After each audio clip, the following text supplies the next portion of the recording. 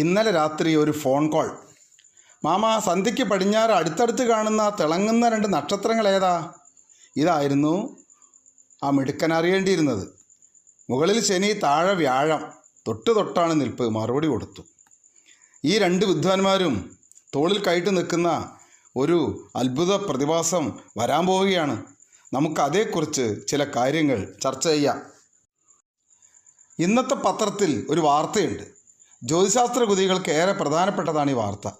ചന്ദ്രൻ്റെ രഹസ്യങ്ങൾ തേടി ചൈന അയച്ച ചാങ് ഈ 5 പേടകം അവിടെ നിന്ന് 2 കിലോ പാറകളുമായി തിരിച്ചെത്തിയ വാർത്തയാണിത്.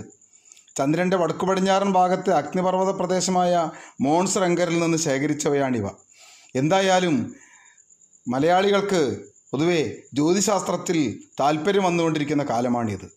അതാണ് ഈ വാർത്ത ഇവിടെ പ്രത്യേകമായി പറയാൻ കാരണമായത്. ഇനി നമുക്ക് വിഷയത്തിലേക്ക് വരാം.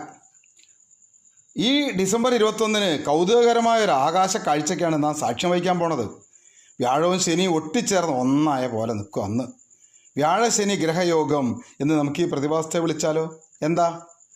ഇവ തമ്മിൽ അന്ന് 0.1 ഡിഗ്രി ആകും കോണകലം. ഭൂമിയിൽ നോക്കുമ്പോഴത്തെ കാര്യമാണ് കേട്ടോ ഇത്. യഥാർത്ഥത്തിൽ 75 കോടി കിലോമീറ്റർ വരും അപ്പോഴും അകലം. നമുക്ക് ഈ 2 വിദ്വാന്മാരൊന്ന് പരിചയപ്പെടാം. ഗ്രഹങ്ങളിൽ ഗുരുസ്ഥാനീയനായ വ്യാഴാകാം ആദ്യം. മറ്റ് ഗ്രഹങ്ങളുടെ മൊത്തം ദ്രവ്യമാനത്തിൻ്റെ ഇരട്ടി ദ്രവ്യമാനമുണ്ട് ഈ വിദ്വാന്. സൂര്യനിൽ നിന്ന് 5ാമതായാണ് സ്ഥിതി ചെയ്യുന്നത്. സൂര്യനിൽ നിന്ന് 77,85,47,200 കിലോമീറ്റർ ദൂരമുണ്ട്. പരിക്രമണകാലം 11.86 വർഷം. നമുക്ക് ശരാശരി 12 വർഷം എന്ന് കണക്കാക്കാം. ഈ 12 വർഷത്തെയാണ് വ്യാഴവട്ടം എന്ന് വിളിക്കുക. ഗ്രഹങ്ങളിൽ വളയിട്ട സുന്ദരി എന്ന് പേരുള്ള സൗരയൂഥത്തിലെ 2ാമത്തെ ഗ്രഹമാണ് ശനി. സൂര്യനിൽ നിന്നുള്ള അകലത്തിൽ 6ാമത്തേത്. ആകർഷകം വലയങ്ങൾ തന്നെയാണ്. സൂര്യനിൽ നിന്നുള്ള ദൂരം 143,35,00,000 കിലോമീറ്ററാണ്. പരിക്രമണകാലം 29.46 വർഷം. നമുക്ക് ശരാശരി 30 വർഷം എന്നെടുക്കാം. സൂര്യനെ ചുറ്റാൻ ഗ്രഹങ്ങളിൽ ഏറ്റവും കൂടുതൽ സമയമെടുക്കുന്നതിനാൽ നമ്മുടെ ഈ വളയിട്ട സുന്ദരിയെ മന്ദഗതി സഞ്ചരിക്കുന്നതാണല്ലോ, അതുകൊണ്ട് മന്ദൻ എന്നാണ് അറിയപ്പെടുന്നത്. 1623 ഇതിനു മുമ്പ് ഇത്തരമൊരു ആകാശവിരുന്ന് നടന്നത്. ഗലീലിയോ ടെലസ്കോപ്പ് മാനത്തേക്ക് തിരിച്ചു വെച്ച് 14 വർഷങ്ങൾ പൂർത്തിയായ വർഷം. ഇനി അടുത്തതോ 2040 നവംബർ 5 പക്ഷേ ഇതിന് ഈ 21 അത്ര വലിയൊരു തിളക്കമില്ല. അത്ര അടുത്തല്ല അവയെ കാണുക. ഈ 21 അത്ര അടുത്ത് ഇനി കാണുന്നതോ 2050 മാർച്ച് 15 മാത്രം, 59 കൊല്ലം കഴിഞ്ഞിട്ട്.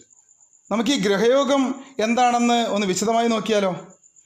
20 വർഷങ്ങൾക്കിടയിൽ വ്യാഴവും ശനിയും പതുക്കെ ചേർന്ന് വരും ഇവരുടെ കറക്കത്തിനിടയിൽ. പിന്നീട് നമുക്കൊരുപോലെ തോന്നും, ഒന്നിച്ച് കാണും. തൊട്ടടുത്ത ദിവസം വ്യാഴം ശനിയെ മറികടന്ന് അങ്ങനെ പോകും. ഇതാണ് സത്യത്തിൽ ഗ്രഹയോഗം എന്നതുകൊണ്ട് നമ്മൾ അർത്ഥമാക്കുന്നത്. ഇനി എന്താണ് ഈ 20 വർഷത്തിൻ്റെ പ്രത്യേകത? കേട്ടോളൂ. വ്യാഴം 12 വർഷം എടുക്കും സൂര്യനെ ചുറ്റാന്ന് നേരത്തെ പറഞ്ഞല്ലോ. ഒരു വർഷം കൊണ്ട് 30 ഡിഗ്രി. ശനിക്കാണെങ്കിൽ 30 വർഷം, അതായത് വർഷത്തിൽ 12 ഡിഗ്രി. വ്യാഴവും ശനിയും തമ്മിലുള്ള കോണളവ് അപ്പോൾ 18 ഡിഗ്രി. 30ൽ നിന്ന് 12 കുറച്ചാൽ 18. 360 ഡിഗ്രി തിരിഞ്ഞു വരാൻ 20 വർഷമെടുക്കും.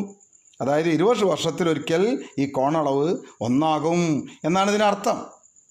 ഈ ഗ്രഹയോഗം കൊണ്ട് നമുക്കെന്തെങ്കിലും ദോഷമുണ്ടോ?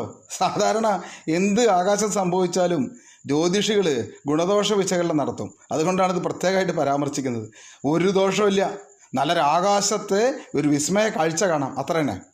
എന്നാൽ 21 തിങ്കളാഴ്ച ഈ ആകാശ കാഴ്ച കാണാൻ തയ്യാറായിക്കോളൂ. നന്ദി.